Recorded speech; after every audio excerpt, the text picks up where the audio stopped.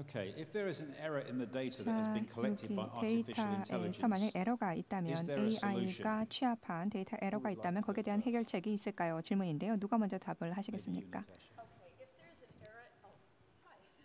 If there is an error in the collection of artificial intelligence, what is the solution? AI의 그 수집에 오류가 있다면 어떤 솔루션이 있는지 물어보셨는데요. 만약에 그런 오류가 있다면 비윤리적으로 프로그램이 됐거나 아니면은 뭔가 효과적으로 프로그램이 되지 않았다는 것입니다. 비윤리적이면은 누군가 해킹이 됐던 것이죠. 그러니까 기술 포렌식스라든지 에너지 엔지니어링이라든지 아주 똑똑한 과학자들과 컴퓨터 과학자들이 필요한 것이죠. 그리고 지금 현재 일어나고 있는 것을 좀 더 파악을 해야 됩니다. AGI로는 어느 정도 해결이 될 텐데요. 또 똑같이 이게 악순환이 반복이 될 수도 있습니다. 다른 분 혹시 첨언하시나요? 자, 저는요. 또 다른 답변을 좀 하고자 합니다. 왜냐하면 어떤 프로그래머든지요. 윤리적인 모델이라고 하는 것 이것을 다 완전히 보장하기는 어렵습니다. 왜냐하면 윤리적인 이 보장성이라고 하는 것을 집어넣기가 너무 도전적이라는 것이죠. 그런데 가까운 미래에 인공지능 스스로가 아마 인간으로부터 윤리성이라고 하는 것을 배울 거라고 생각합니다. 그렇게 생각하지 않으시나요? 자, 그것은 누가 프로그램을 하냐에 따라 다를 거라고 생각이 됩니다. 예를 들어서 베이비 부머가 있고요. 또 밀레니얼이 있고 X세대가 있다라고 생각하면 많은 제 학생들은 사고의 리더들 그리고 역사를 별로 알고 싶어 하지 않습니다. 그냥 지금 이 순간을 빠르게 살고 싶어 하는 거예요. 여기 계시는 분들, 학생분들이 많을 텐데요. 그냥 우리가 그 전에 다 배웠던 그런 것들을 배우고 싶어 하지 않습니다. 그렇다면 거기에서 윤리의 가치가 뭘까요? 사실성과 또 정확한 정보와 그런 솔직함의 가치가 어디에 있을까요? 신뢰도와 또 이런 효과성이 우리가 당연하게 생각하는 그리고 이게 바로 명예롭다라고 생각을 하는 것이 받아들여지지 않는다면은 과거의 얘기겠죠. 자, 제가 조금 답변해 보도록 하겠습니다. 우선 제가 생각하기에 1999년에 한국과 같은 경우에는요. 세계 최초에 있어서의 정책을 내놨습니다. 로봇과 관련돼서요. 축하드립니다. 먼저 선행적으로 움직였던 것이죠. 아주 큰 발전이었는데요. 그 정책을 보게 되면은 사람과 같이 로봇을 대우하겠다라는 하는 것이 주요 내용이었습니다. 저희와 같은 경우에 어떤 사람인 척하는 것이 아니라요. 로봇이기는 한데 조금 도움이 되는 바람직한 선한 로봇이 되기를 우리는 바라고 있는 것입니다. 그래서 어떤 시스템에 있어서의 에러가 있다면 그것을 찾아낼 수 있도록 하는 것이죠. 한 연구자와 같은 경우에는 자신이 개발한 것들을 다시 확인을 하고 이 해당 개발과 관련돼서 어떠한 어리석거나 에러가 들어간 것이 없도록 확인하려고 했던 그런 연구자가 있습니다. 끊임없는 개선을 하면서 에러를 줄여나갔던 것인데요. 우리가 지금 얘기를 할 때 어떤 문제라고 하는 것을 꼭 에러라고 말하기는 어려울 수도 있을 것 같습니다.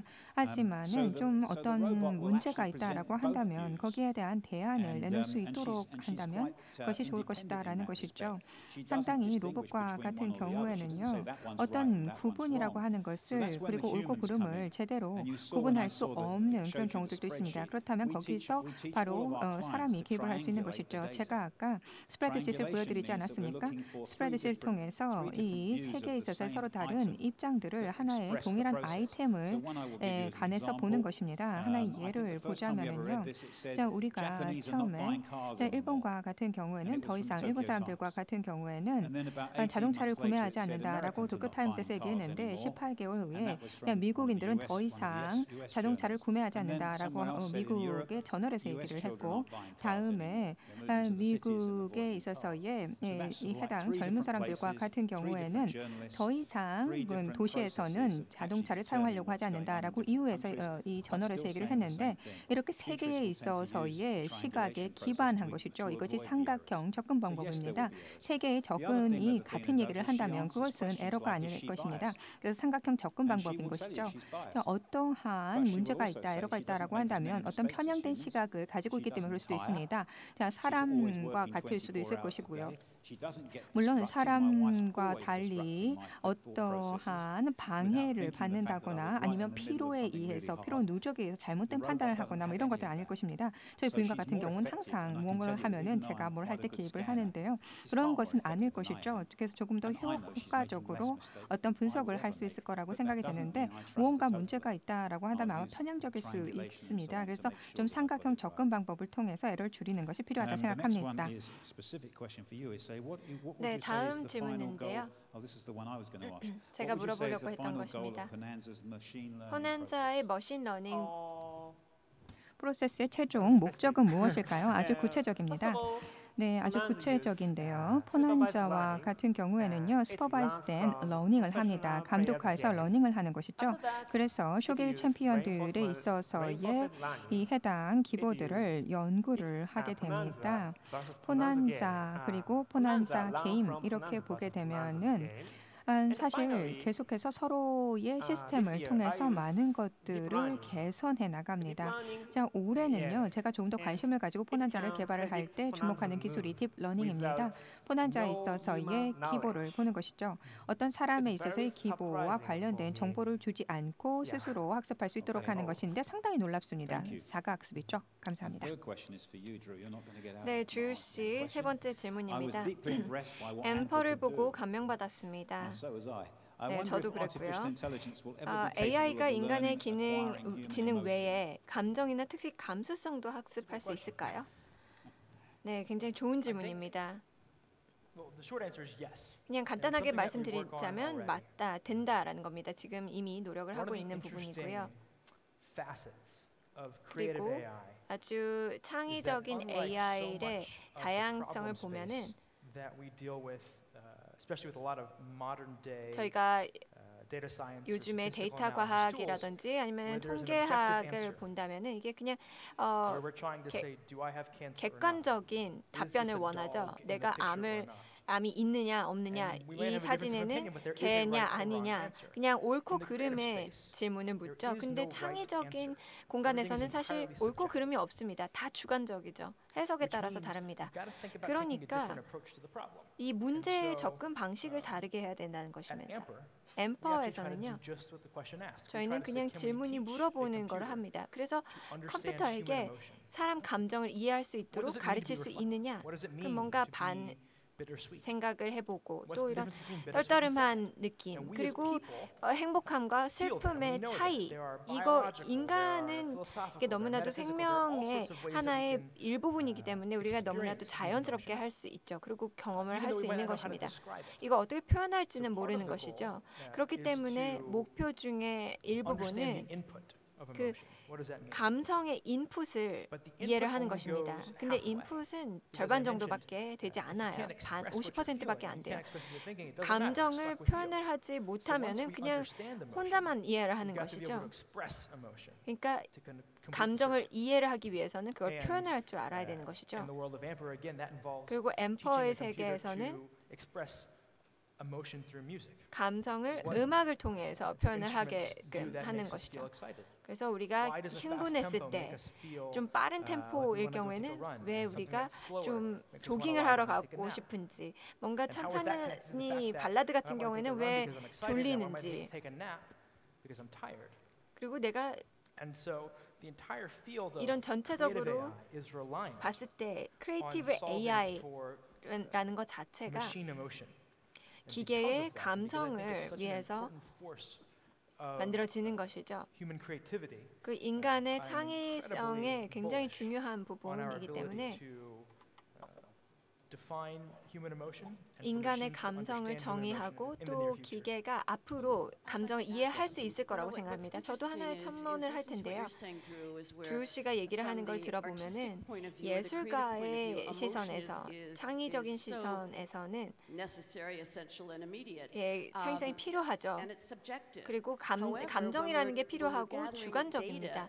하지만 우리가 데이터를 수집을 하고 또 지식을 개발을 할 때는 AI 중에서도 감성이 없는 거를 찾아야 되는 겁니다. 이쪽 뭐 편향이 되거나 아니면 한쪽이 더 선호하거나 이런 게 없어야 되는 것이죠. 그러니까 굉장히 어려운 것입니다.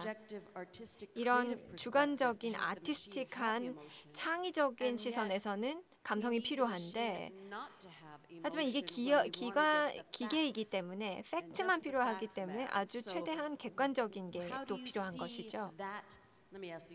그러니까 다시 질문을 드릴게요. 이걸 어떻게 해결할 수 있을 거라고 생각하시는지요? 자, 두 가지입니다. 쉐이브 투모로우와 같은 경우 우선 일반화된 접근들을 우선하는데요. 지난주와 같은 경우는 제가 TV를 잠깐 봤는데 영국의 TV 프로그램입니다. 굿모닝 TV 프로그램입니다. 아침에 뉴스 프로그램이 되겠는데요. 여기서 카산드라에 대한 인터뷰가 나오더라고요. 카산드라는 로봇입니다. 카산드라와 같은 경우에는요. 사람과 같은 감정을 표출하지는 않지만은 비슷합니다. 유사하고요. 조크도 유머도 하고요. 그리고 또 웃기도 하죠. 그리고 또 사랑이라고 하는 감정을 또 느끼고요. 그리고 또 한 리포터가 조금 예의 바르지 않게 했을 때 아주 불쾌한 표정을 또한 얼굴에 드러내기도 했습니다. 자, 그런 어떤 감정을 가지고 있는 것이죠. 그러니까 머리에 가발까지 이렇게 쓰게 되면 정말로 인간과 유사합니다. 그래서 이런 인간과 유사한 감정을 가지는 로봇이 지금 거의 가능해지고 있다라는 것입니다. 그러한 시대가 이미 오고 있다라는 것이죠. 쉐이핑 투모로우와 관련돼서 이제 조금 일반화된 것 말고요. 조금 말씀을 드리자면은 저희와 같은 경우는 5가지에 있어서의 감각에 대해서 얘기를 하고 있습니다. 방금 말씀드렸던 그런 로봇 말씀드렸는데 어떤 실수를 했을 때의 표정, 그리고 또 웃을 때 있어서의 표정, 이런 여러 가지 것들에 있어서의 감정이라고 하는 것을 가지고 있습니다. 로봇과 관련해서는요. 저희가 어떠한 원칙이라고 하는 것을 가지고 있죠. 로봇은 이것까지 허용이 된다. 이것은 허용되지 않는다. 예를 들어서 어떠한 예의 바르지 않은 그런 행동은 고객을 응대하는 데 있어서 금지된다라던가 이러한 것들, 이러한 것들이 정해져 있을 것입니다. 그러니까 감정이라고 하는 것이 이미 로봇에 투영이 되고 있는 것입니다. 많은 것들 감정과 관련돼서 배우고 있는 것이죠. 로봇들이요. 구글과 같은 경우도 AI 프로그램 상당히 발전된 것을 가지고 있는데 사람들은 로봇에게 질문을 하게 되고요. 그러면 로봇이 거기에 대한 답을 하게 됩니다. 다이얼로그 플러브라고 하는 것인데 이름이 정확하지 않을지 모르겠는데요. 어쨌든 이 프로그램과 같은 경우에는요. 목소리를 가지고 서로 대화를 하게 되는 이러한 거라기보다는 이제 텍스트에 기반해서 서로 커뮤니케이션을 하게 됩니다. 뭐 목소리가 반영된다라고 한다면은 이제 감정까지 들어있다 뭐 이런 것들이 있죠. 그러니까 방금 말씀하신 것에 대해서 저는 동의를 하는데요. 예를 들어서 뭐 고객의 서비스 응대를 받기 위해서 아주 길게 기다린다는 이런 것보다는 예를 들어 다음 콜을 대기하고 있는 것보다 이런 로봇에 있어서의 응대라고 하는 것들이 더 효과적일 수 있을 것입니다.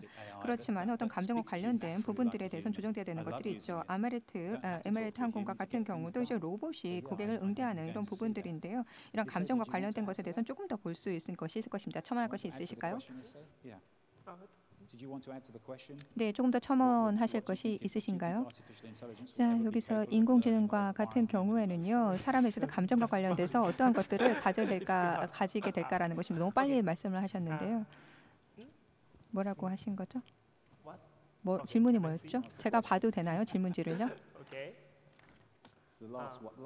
네, 마지막 질문을 봐주시면 돼요. 마지막 거예요. 이거요? 이 질문인가요? 엠퍼 거 말고요. 네, 마지막 질문의 두 번째 부분. 네, 네, 알겠어요. 네, 포난자의 기계 학습의 목적이요? 이거 아닌가요? 자, 인공지능이 인간에 있어서의 감정을 배울 수 있다라고 생각하십니까? 이게 질문입니다. 네. 네, 기본적으로 그렇다라고 저는 동의를 합니다. 근데 그게 중요한가요? 네, 중요합니다. 왜요? 왜라고요? 왜요? 네, 그래야 되지 않을까요? 그러면 우리가 와 있는 이유가 없잖아요. 싱귤레리티가 바로 그건 것 같습니다. 야, 오늘 지능이라고 하는 것이 있잖아요. 감정이 아니고요. 감정과 지능은 완전히 다른 것입니다. 저희가 이게 굉장히 어려운 딜레마인데요. 감성을 생각해 보세요. 일본도 생각해 보고 아주 쓰나미 이후에 그 물개들을 한번 보셨어요. 한국도 그렇잖아요. 그런 로봇 자체가 뭔가 그 감성과 또 감정도 있을 수 있다라는 것. 그래서 아이덴티티가 있을 수 있다라는 것이죠. 그렇기 때문에 이게 아주 큰 질문인 것 같은데 결국에는 회의 초반에 시작했던 내용이 다시 나오는 것 같습니다. 네, 감정도 좋고 감성도 좋은데 오히려 팩트가 정말 필요하다는 것이죠. 네, 특히나도 요즘에 페이크 뉴스, 가짜 뉴스가 정말 많이 돌고 있죠. 그래서 굉장히 좀 딜레마인 것 같아요. 사회로서 우리는 감성을 다 배제하고 팩트가 필요하고 신뢰할 수 있을 만한 그런 사실이 필요하다라고 얘기를 하는데요. 근데 거시적인 상황에서는 필요하죠. 하지만 조금 더 개인적인 그리고 좀 더 이기적인 상황에서는 그 누구도 원하는 사람이 없습니다. 뭔가 좀 더 감성에 호소할 수 있는 그런 게 필요한 것이죠.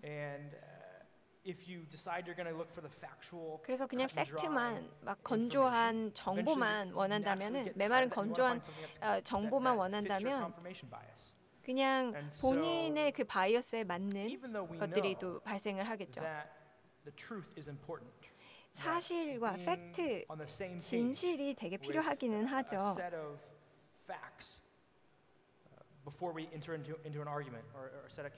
그래서 커뮤니케이션을 하거나 또는 논쟁을 하기 전에 개인적인 상황에서도 이게 필요합니다.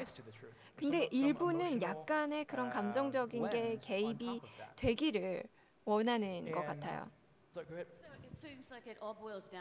결국에는 궁극적으로 봤을 때는 무엇이 이게 어떻게 사용이 될 것이냐의 관계인 것 같아요. 예를 들어서 뭐 배가 너무 튀어나왔다 그리고 그 흰머리가 별로 잘 어울리지 않는다라고 하면은 거기에 대해서 너무 잔혹한 사실을 원하지는 않겠죠. 근데 AGI와 싱귤레리티가 일어날 겁니다. 그렇기 때문에 우리가 여기 모여 있는 것이죠. 그러니까 일어나기는 할 것 같습니다. 이게 하나의 전 세계적인 논의가 되어야 될 것 같아요. 호모세피언스, 호모센티언스가 무엇인지 그리고 개인 정체성에 대한 법이 뭐가 있는지 그리고 나서 백엔드로 갔을 때는 약간의 사실과 진실 그리고 솔직함인데요. 맨 앞단에서는 일단 좀 열정적으로 솔직하게 얘기를 해야 되는 것이죠. 자, 세션 마무리하도록 하겠습니다. 박수로 좀 연사분들에게 감사의 뜻을 표시해 주시기 바랍니다.